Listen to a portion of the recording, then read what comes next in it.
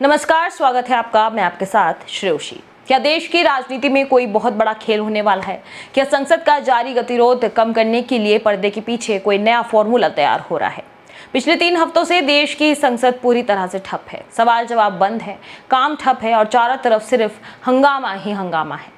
लेकिन इसी गहमा गहमी के बीच बंद कमरों में कुछ ऐसा पखरा है जिसने दिल्ली की सियासत में हलचल मचा दी है। 10 दिनों के अंदर 2 बड़ी बैठकें, एक तरफ सरकार के संकट मोचन और सांसदीय कार्य मंत्री किरण रिजिजू और दूसरी तरफ लोकसभा में विपक्ष के नेता राहुल गांधी। दोनों नेताओं के बीच लंबी बातचीत होती है और फिर किरण रिजिजू का एक बड़ा बयान सामने आता है। राहुल गांधी हमारे विरोधी हैं, दुश्मन नहीं। आखिर अचानक सरकार का यह मिजाज क्यों बदला?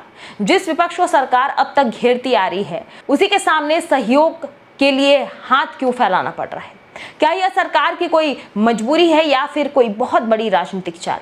आज इस मामले को थोड़ी आसान भाषा में समझते हैं। दरअसल संसद का मानसून सत्र शुरू हुआ है, लेकिन काम एक दिन भी ठीक से नहीं हो पाया है। नीट पेपर लीक मामले को लेकर देश भर में युवाओं और छात्रों का गुस्सा सड़क पर फूट पड़ा।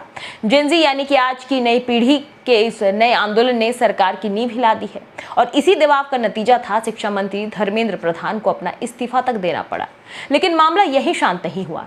दिल्ली में छात्रों पर हुई पुलिस की कार्रवाई और अयोध्या के राम मंदिर में चंदा चोरी के आरोपों ने आग में घी डालने का काम किया है। विपक्ष ने संसद के दोनों सदनों में मोर्चा खोल दिया है। प्रश्नकाल से लेकर जरूरी कानूनों पर चर्चा रुक गई है।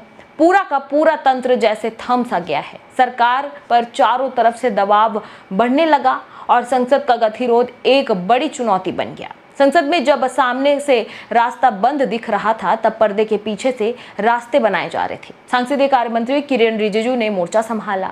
10 दिनों के भीतर किरण रिजिजू और राहुल गांधी की 2 बार मुलाकात हुई। फोन पर भी लंबी चर्चाएं हुई। इस मुलाकात के बाद जब मीडिया ने रिजिजू से सवाल पूछा तो उनका जवाब चौंकाने वाला था। रिजिजू ने कहा कि राहुल गांधी हमारे विरोधी हैं, हमारे कोई दुश्मन नहीं है। लोकतंत्र में बातचीत तो होनी ही चाहिए।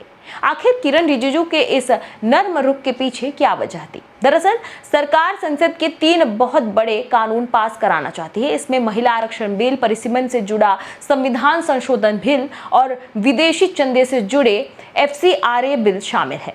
बात सीधी और साफ है कि संविधान में संशोधन करने के लिए सरकार को संसद में 2/3 बहुमत यानी कि 2/3 सदस्यों का समर्थन चाहिए। हालांकि एनडीए गठबंधन के साथ कुछ और भी दल आए हैं, जिससे आंकड़े थोड़े बेहतर जरूर हुए हैं, लेकिन सिर्फ अपने दम पर यह बहुमत जुटाना लगभग नामुमकिन है।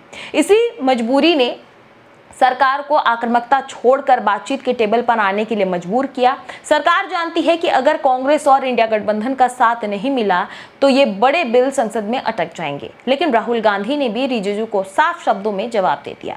राहुल गांधी ने स्पष्ट कर दिया कि वे अकेले कोई वादा या फैसला नहीं करेंगे। वे इस पूरे प्रस्ताव पर इंडिया गठबंधन के सभी साथी दलों के साथ बैठक करेंगे और सबकी सहमति के बाद ही सरकार को कोई जवाब दिया जाएगा।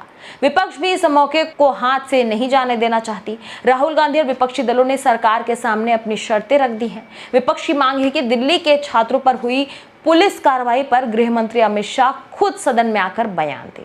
वहीं अयोध्या राम मंदिर में चंदा चोरी के आरोपों पर संसद में खुली चर्चा कराई जाए और परिसीमन के मौजूदा तरीके में जो कमियां हैं उस पर भी नए सिरे से बात हो। इधर राजनीतिक जानकारों का मानना है कि हाल ही में हुए उपचुनाव के नतीजों और देश भर में हुए युवाओं के प्रदर्शन ने सरकार की रणनीति बदल दी है। केंद्र सरकार अब सख्त रुख छोड़कर रास्ते निकालने की कोशिश कर रही है। दरवाजे भले ही खुल गए हैं, लेकिन क्या बात बन पाएगी?